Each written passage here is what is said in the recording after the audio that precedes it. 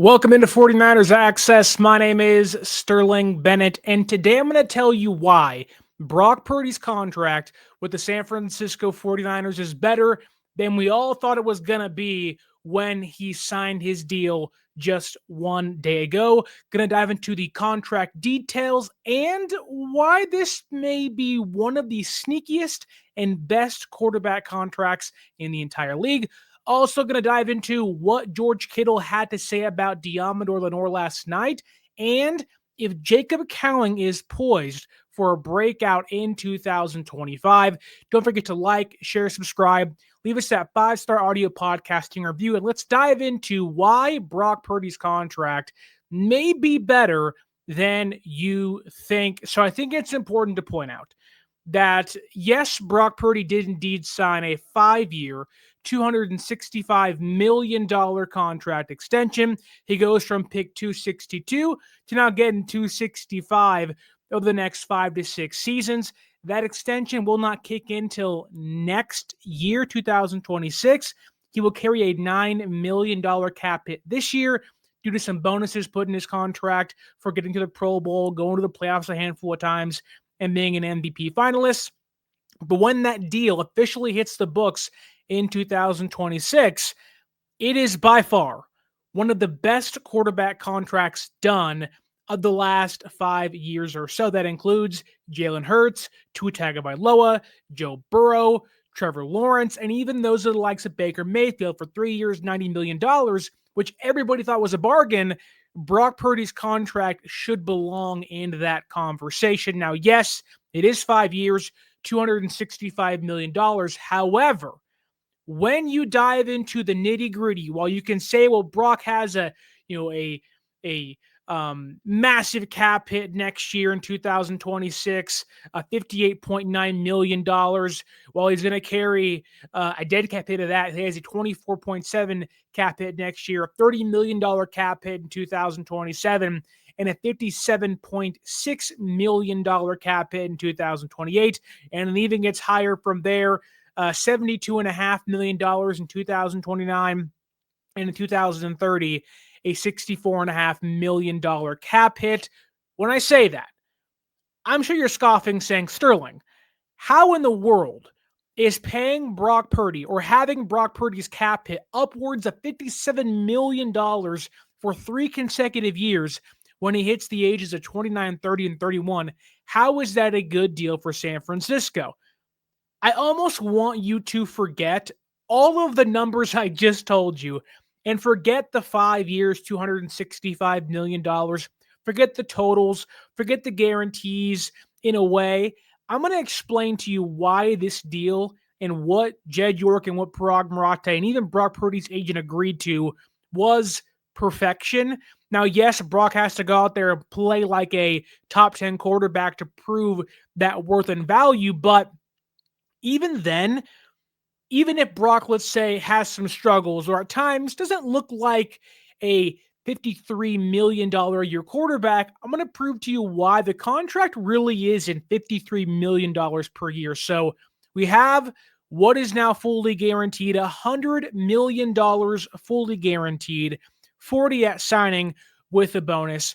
But there are no guarantees beyond the year 2027. So just like I told you, forget the numbers I brought up in 2027.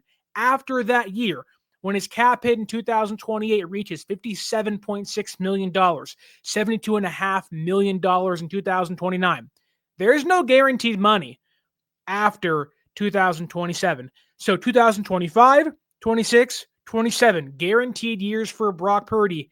After that, not a single dime of guaranteed money on the books. While yes, San Francisco could certainly redo his contract. They can renegotiate his deal like they did and have done with George Kittle in previous years, Fred Warner, even Javon Hargrave got his contract redone a couple of years back. But there's also key opt-outs before bigger payouts in 2028 and 2029. So if you're sitting there worried, Sterling, again, that $57.6 million cap hit, San Francisco can get out of that contract before having to pay him a large sum of that.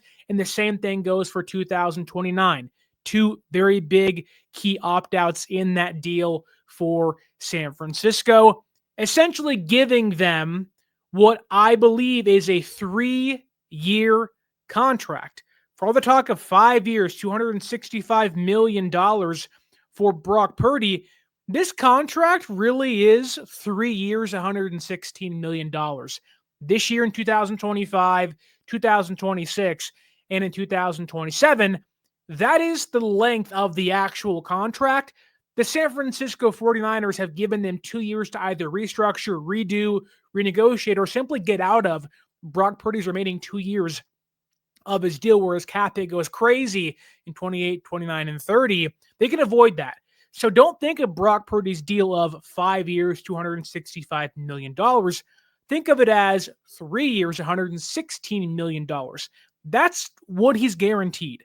That's what he'll be making over the course of the next 3 years before those opt-outs kick in for San Francisco. Now, doing some quick math, and you can do it for yourself right here. What is $116 million divided by 3? That's $38.6 million a year. That is a lot less than $65 million, Brock Purdy's initial asking price from his agent.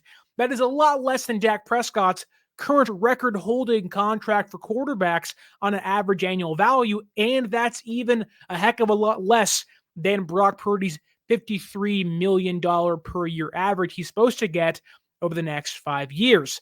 The escalating money is money he'll probably never see. Thus, 3 years, $116 million, with Brock Purdy essentially under contract for $38 million per year. That's only $8 million more than that of Baker Mayfield, who a lot of people, wanted to have Brock Purdy sign a contract like 3 years, $90 million, 3 years, 4 years, $120 million. People wanted to keep that contract, keep that Brock Purdy new contract under a large chunk of money. And if you go to the contracts currently, that will be just under Matthew Stafford's $40 million. It's just above Derek Carr's contract, who now may not see a dime from with the Saints now that he's retired.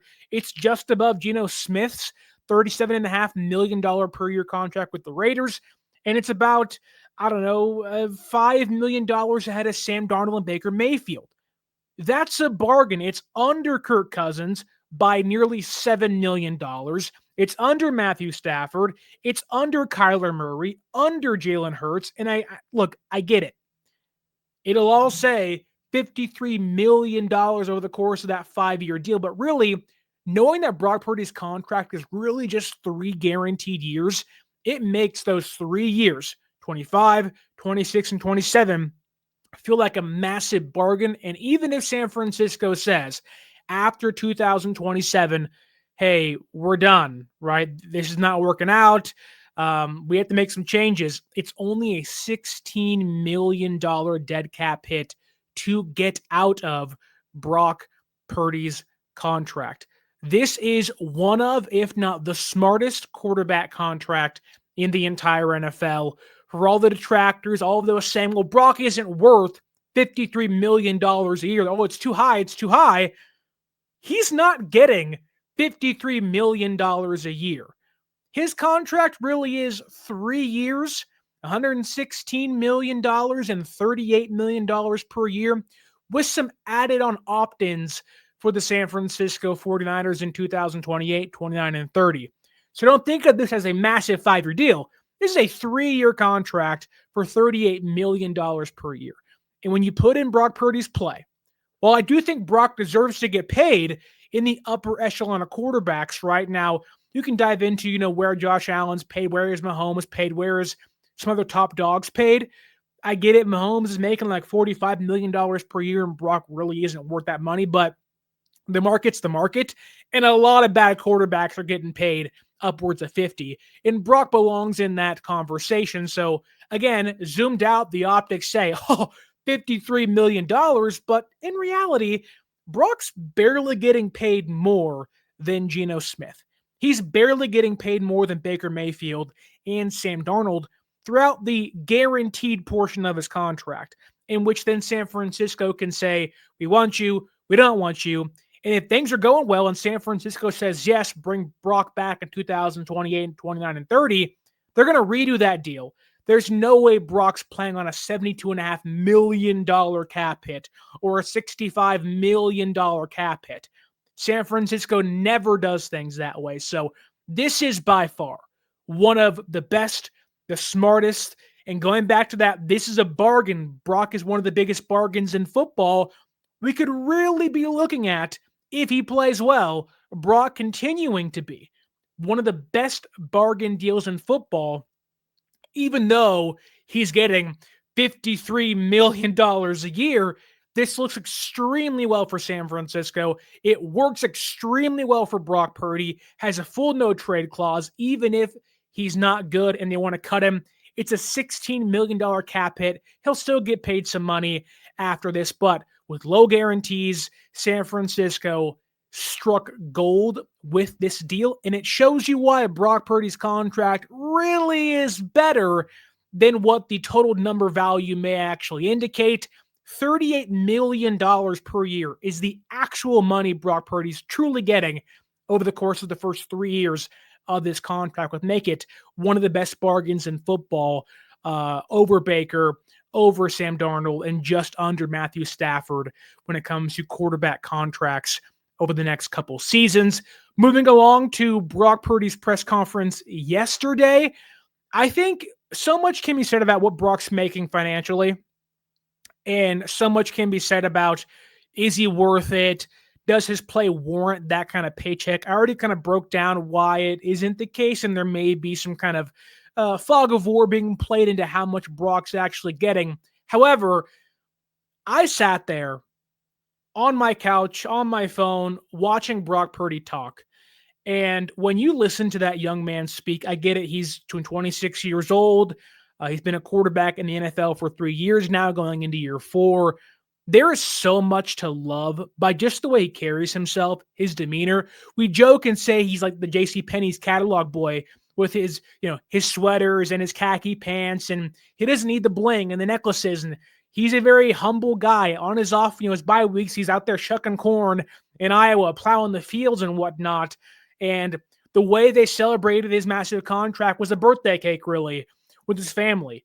And all of that comes back to who Brock is as a person. And it just impresses me and so many other people that much, where it's really hard to not buy into what he's selling. And throughout his press conference, there were a couple people trying to stump him and kind of trying to get him to call out John Lynch and the way he talked about, the deal may never get done at all. Brock really kind of sidestepped that and was like, this is not a big deal at all.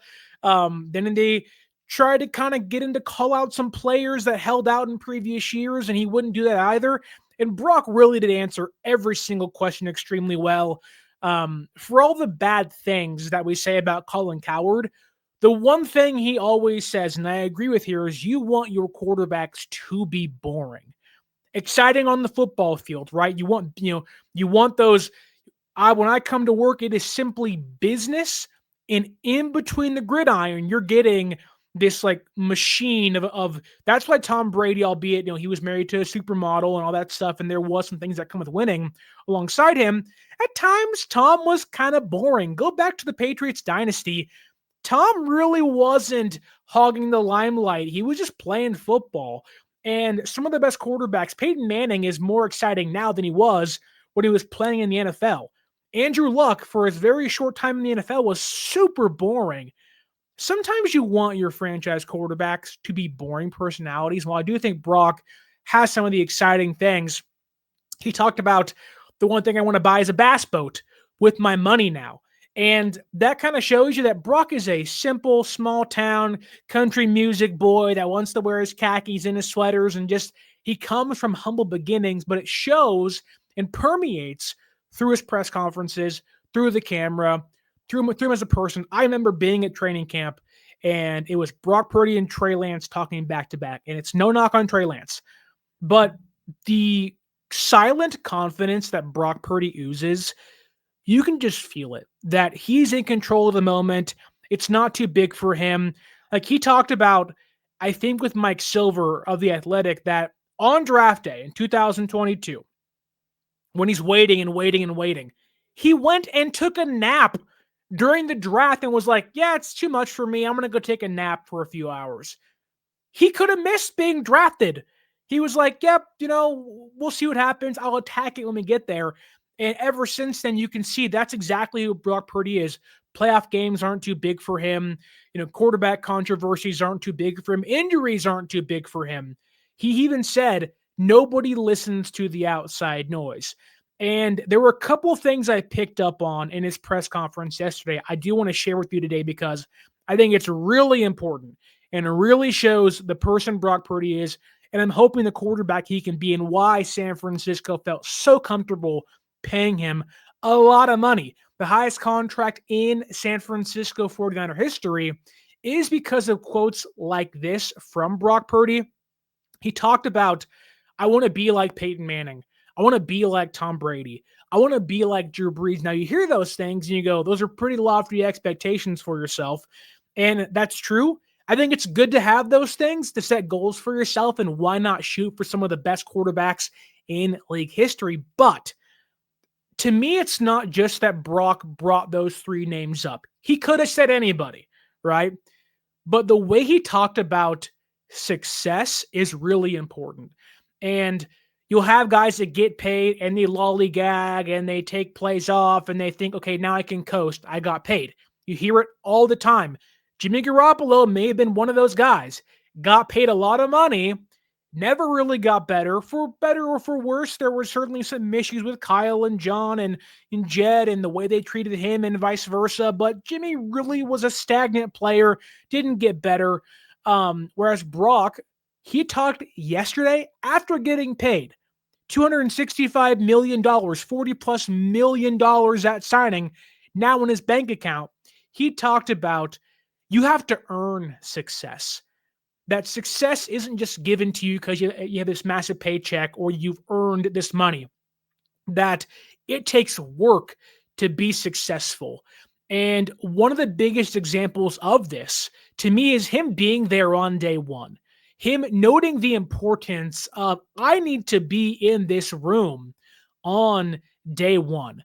That I saw what Aiyuk did last year and how it didn't work, and it really affected him pre-injury. I saw what happened to Christian McCaffrey and Trent Williams, and I've seen and heard about Deebo Samuel and other guys that have held out for larger and longer contracts, and it really has held them back in their first year on the football field post-massive deal.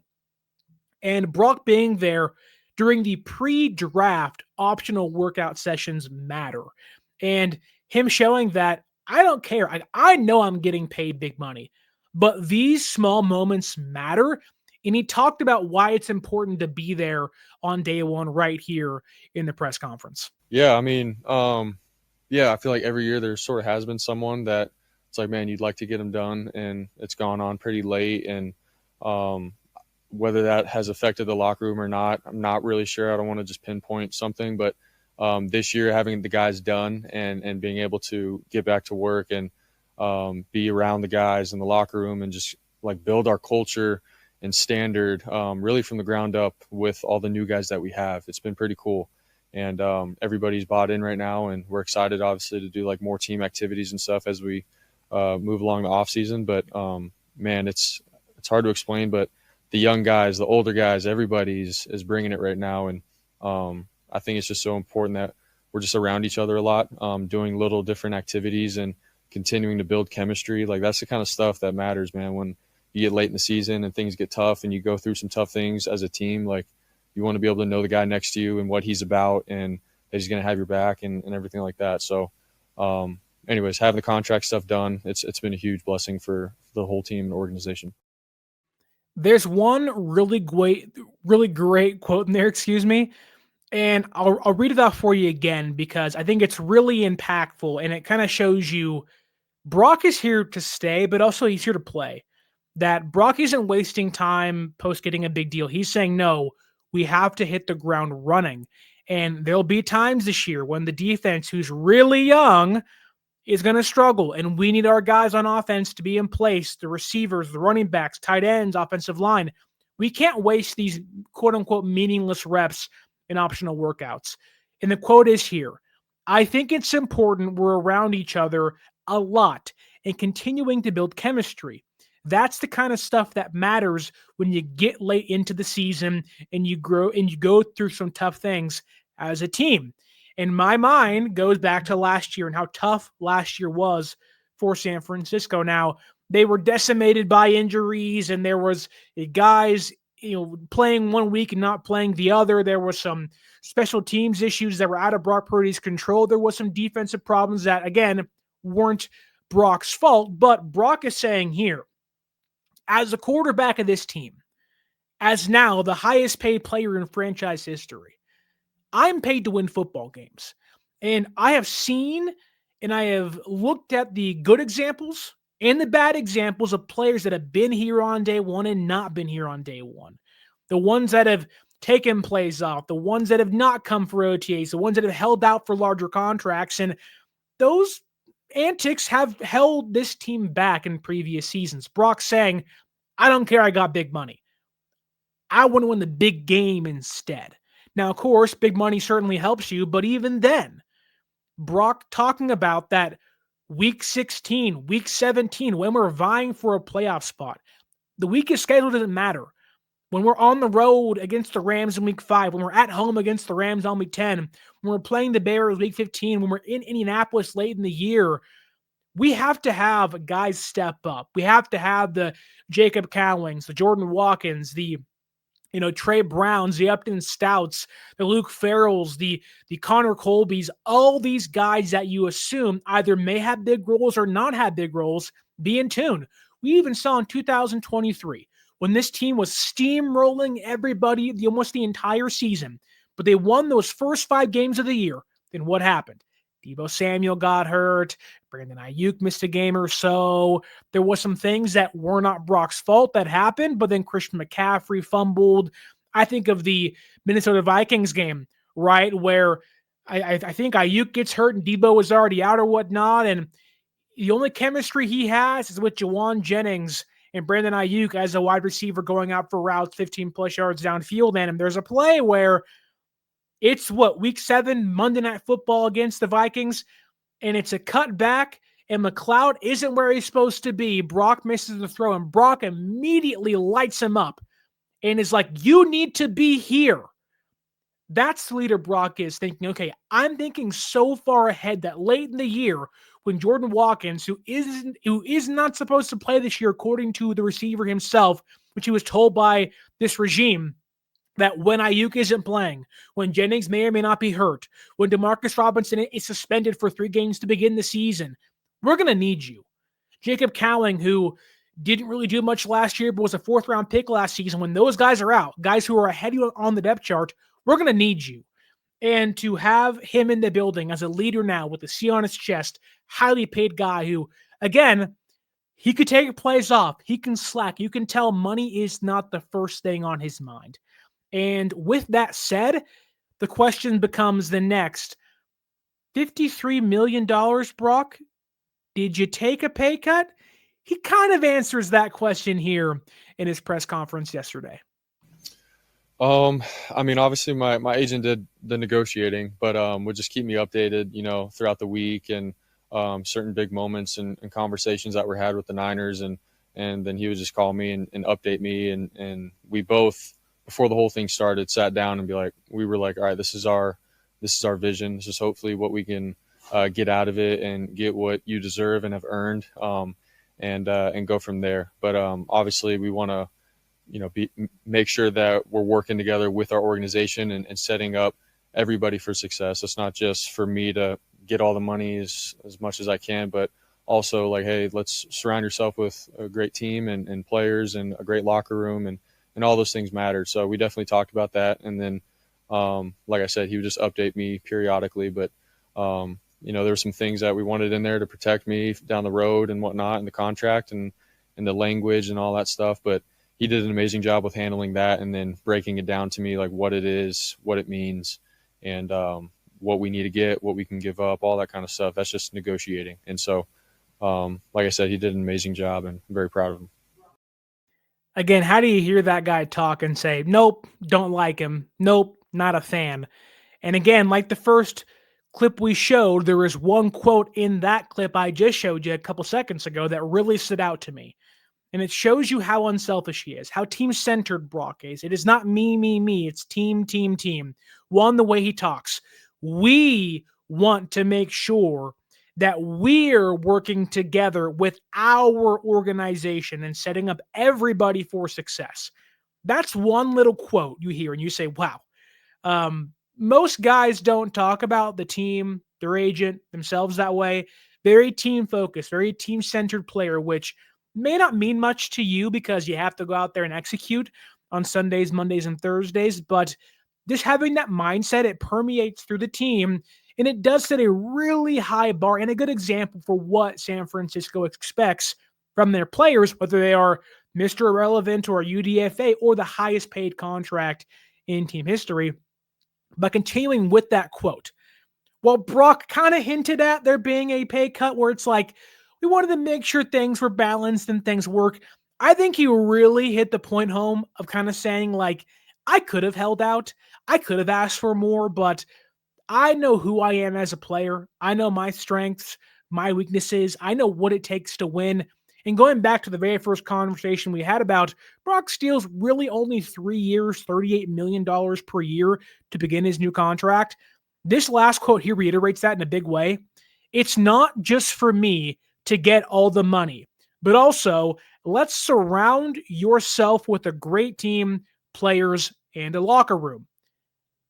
I don't know if I have heard a quarterback of this regime, or even in my entire lifetime, 25, 28 plus years now, my goodness, I'm getting old, that they talk that selfless about the team, the organization, that I know that I could have held out for $60 million. I could have made this thing a heck of a lot harder than it actually is and could have been. However, it's important that I have Christian McCaffrey, that I give this team the necessary funds to continue to build the roster.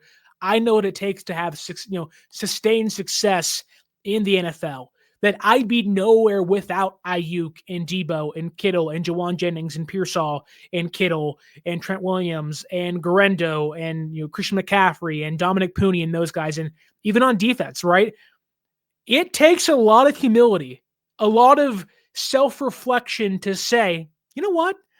I can be Dak Prescott and get $60 million a year, and Brock could have asked for that. But you know what that means? You have to trade Brandon Aiyuk. You have to not re-sign Jawan Jennings. You can't redo Kittle's deal. You can't redo Fred Warner's deal. And the Cowboys last year, albeit Dak got hurt again, the Cowboys last year, and even this year really, they didn't do much in free agency.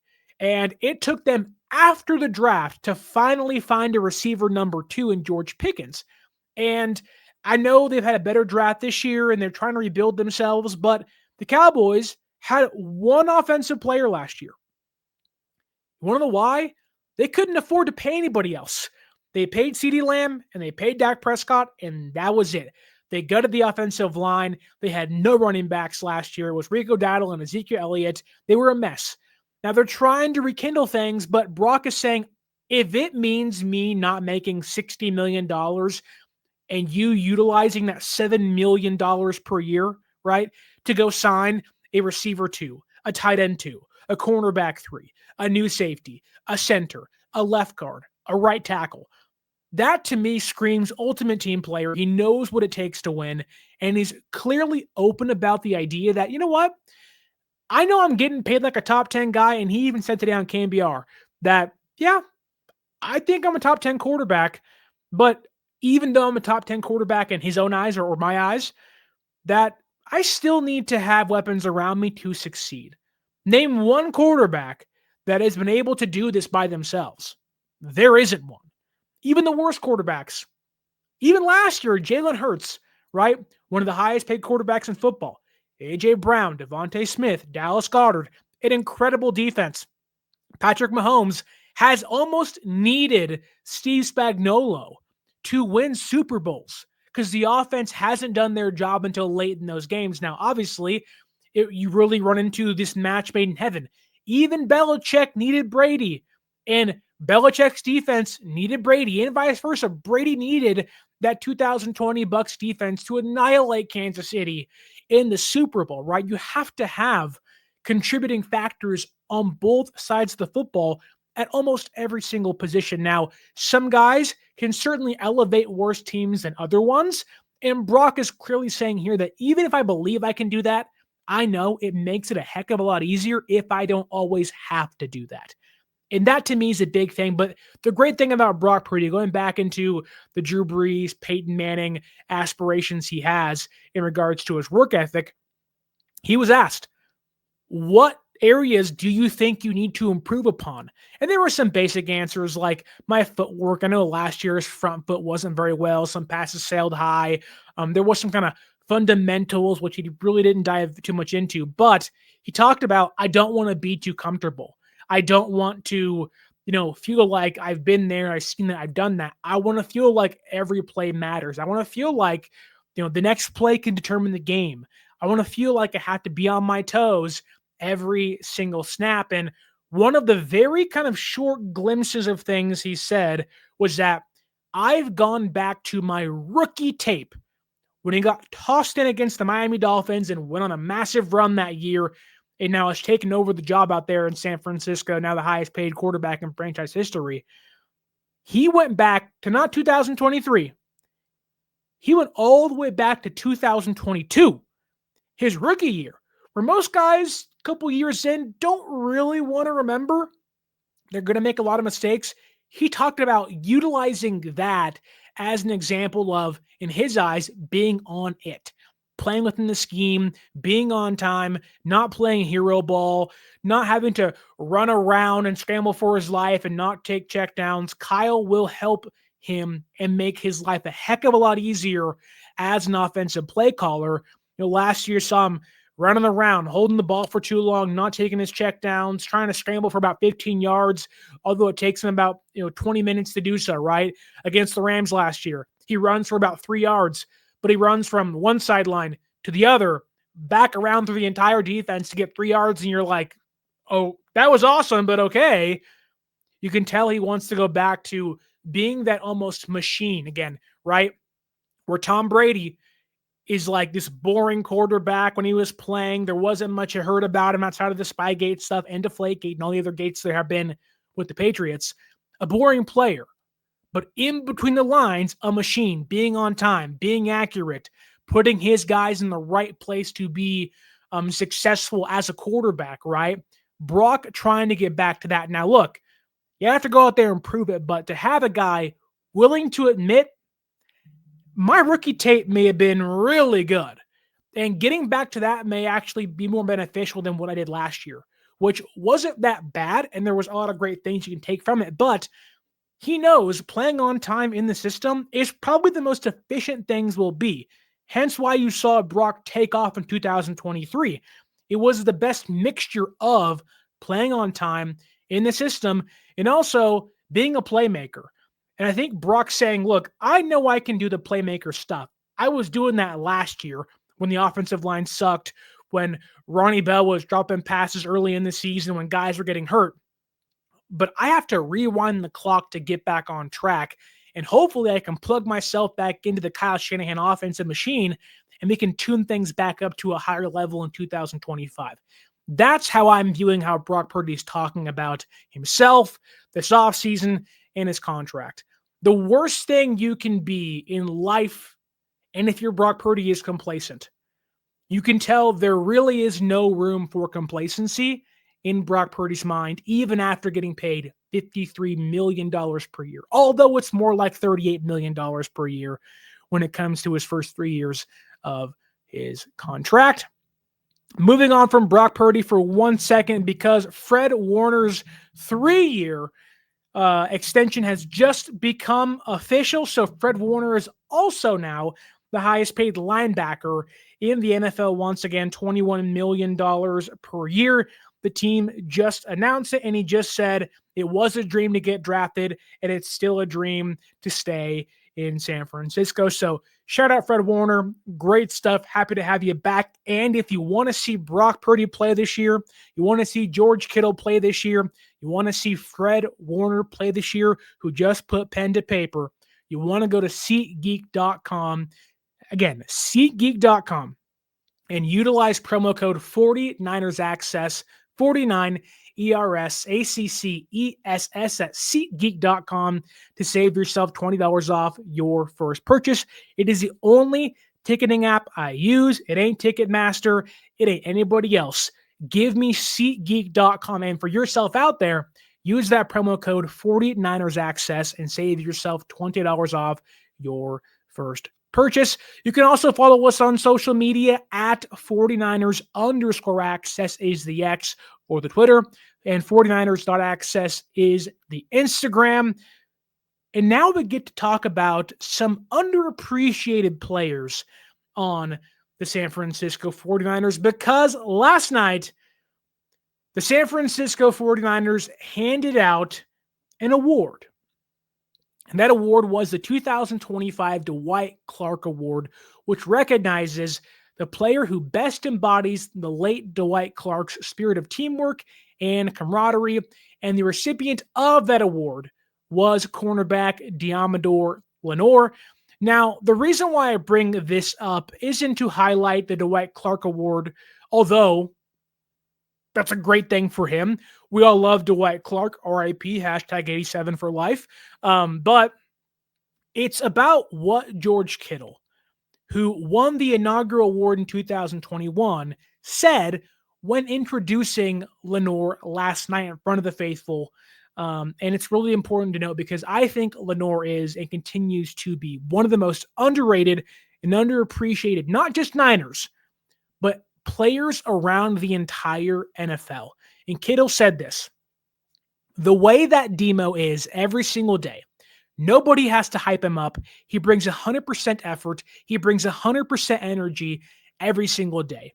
When you have someone who does that and loves their craft and loves the game of football, it brings everyone around him with him. He's an inspiration to guys on the team. And when you hear that, and you pair that with Brock Purdy and George Kittle and Fred Warner, you start to get a real clear glimpse of the core and really who San Francisco continues, or like the type of player San Francisco continues to invest in. Good guys in the locker room and also great players on the field. There's a reason why you have a regime that has had so much sustained success. It's investing in guys like Lenor, who continues to not get the credit and the respect he deserves. And with that said, we are calling out Pro Football Focus today, because the hype has been out the wazoo for Travis Hunter. Travis Hunter this, Travis Hunter that. Will he be a cornerback? Will he be a receiver? Oh my God, what about Travis Hunter? And some of that may be justified. But PFF compiled a list of all the wide receivers and cornerbacks that Travis Hunter, who may or may not play both this year, but likely will at some point in his career, they compiled a list of receivers and cornerbacks that Hunter is going to match up against in 2025, his rookie season. Notably, the one key guy they left off was Deommodor Lenor. And PFF, I get it. A lot of you working hard out there. You do so much great work. You are a mainstay on the NFL mock draft simulator, a version of this show. When draft season comes around, PFF is the place to be for all of their work. Trevor Sickham was awesome. A lot of great work out there for PFF. However, you have the audacity to include wide receivers named Rashee Rice, who somehow the NFL has not figured out what to do with him after last offseason's debacle of the accident he caused on the freeway. A nightmare for him. They have mentioned Marvin Harrison Jr., who, I get it, big prospect, first-round pick last year. You can pitch me on the idea of having him on the list, but then you added Brandon Aiyuk on there, who the Niners don't play Jacksonville till week 4. Aiyuk's not going to be healthy by week 4, and I get it. You don't know that. There's no guarantees. I think we know he's not going to be there for the first few months of the season, but Maybe that's just me. So Aiyuk's on there, and I'm like, well, he's probably not going to play, but okay, let's say he does. Marvin Harrison Jr. is on there, second generation star. Maybe he can become a great thing in year 2. But Rashee Rice is on there. Is that really a matchup you want to highlight? A guy that may or may not get suspended this year for what happened last year, and maybe this really isn't that great of a receiver. At least he isn't as good of a receiver as Lenor is as a cornerback. But then it gets worse and almost is kind of shocking and kind of dumb when you turn things to the cornerback matchups Hunter may have as a wide receiver. And if you've been looking at the training camp footage and the OTA footage of the Jaguars, which I don't think you have out there in Jacksonville, but he's only been taking wide receiver reps.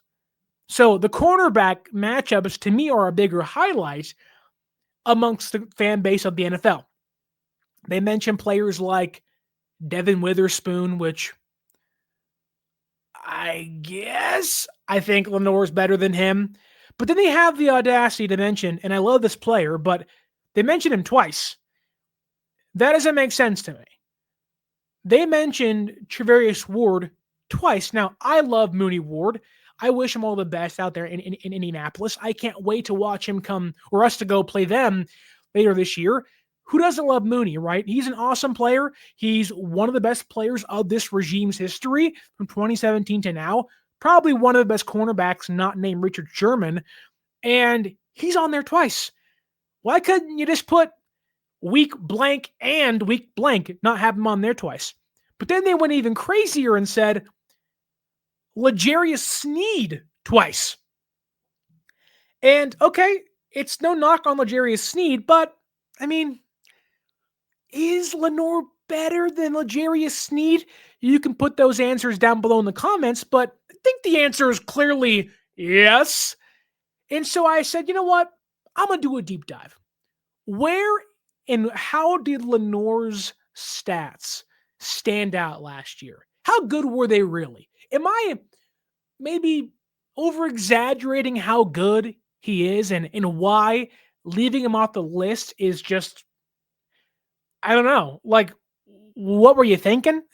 Because I dove back into the tape, and I even used PFF as reference. Last year, Lenor played 15 games, okay? 15 games. 516 coverage snaps. He allowed 0 touchdowns, had 2 interceptions, had 9 pass breakups, had a 72.6 passer rating allowed when targeted last year, and according to PFF, had a 71.7 PFF coverage grade. That's well above average. In fact, it's really good amongst cornerbacks. And scored 1 special teams touchdown off a blocked field goal attempt, not to mention the longest reception he allowed all year in coverage was 29 yards. Again, no touchdowns, 2 interceptions, 1 touchdown on special teams for him via a kick return block for a touchdown, and only 29 yards being his longest reception. Then you rewind the clock and say, really? Rashee Rice? Really? Marvin Harrison Jr.? Really? Devin Witherspoon? Really? L'Jarius Sneed? Twice? Mooney Ward? He can be on there once, but twice? It's no disrespect to all the other guys on the list, but the disrespect is getting out of hand for a player like Lenor. He means so much to this team, but I really think he belongs in the conversation as one of the best cornerbacks in football. I get it. He's a smaller guy. He doesn't stand out in the crowd, but he does all the dirty work right. He has been locked down for about 3 years now. And as a 5th-round pick, he has become one of the next 5th-round pick selections of San Francisco to boom in the Kittle, Greenlaw, DJ Jones, now Lenore conversation of massive day 3 picks to become almost superstars for them. Got a massive contract last year during the season for a reason. Lenore is incredible. He's awesome. And for the first time, PFF, I need you to put some respect on Lenor's name. And before we get to a very small topic of Jacob Cowing's breakout maybe happening in 2025, it's important to note that if you are like me and you love yourself coffee or an energy drink, you got to invest in a case of goat fuel. Not only was it founded by the goat himself, Jerry Rice, but it tastes good.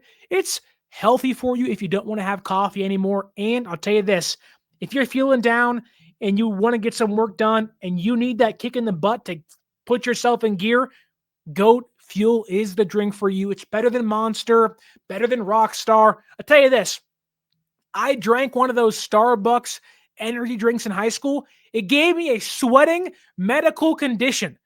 You know what didn't do that?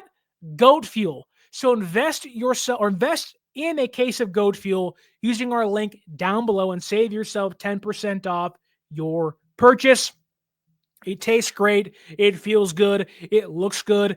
And it also makes you feel good in the process. So go ahead and get goated by buying some goat fuel down below using our link in the description. And now let's talk about Jacob Cowing, because last night George Kittle talked very highly of Lenor, but he also talked and kind of tossed in a little bit of info about second-year wide receiver Jacob Cowing.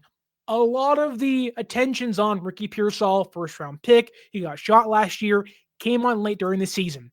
But San Francisco may need some help at receiver as soon as week one, knowing no Brandon Aiyuk, maybe no Demarcus Robinson, and you just don't know what the preseason holds for injuries, and maybe you just never know, right? Something could happen. In San Francisco, I think amongst the fan base, they think that the wide receiver group, although when they're fully healthy, may be strong, immediately, people would like some help. I've heard fans say, go sign Keenan Allen. And I'd balk at the idea of that, but you've heard some fans say, why didn't they get Devontae Adams during the offseason? And they tried, they lowballed him, but I think for a good reason. San Francisco would really, really love for a player like Jacob Cowing to become this next, I don't want to say star, but become a more serious contributor for them in year number two. Now, last year, in last year's draft, midday pick, day two pick, he was brought in, undersized guy, smaller dude, right? He's 5'9", 171 pounds. The expectations weren't super high, knowing you had Aiyuk that you thought be healthy for the whole year, but he wasn't. You drafted Pearsall, you had Deebo Samuel, you had Juwan Jennings.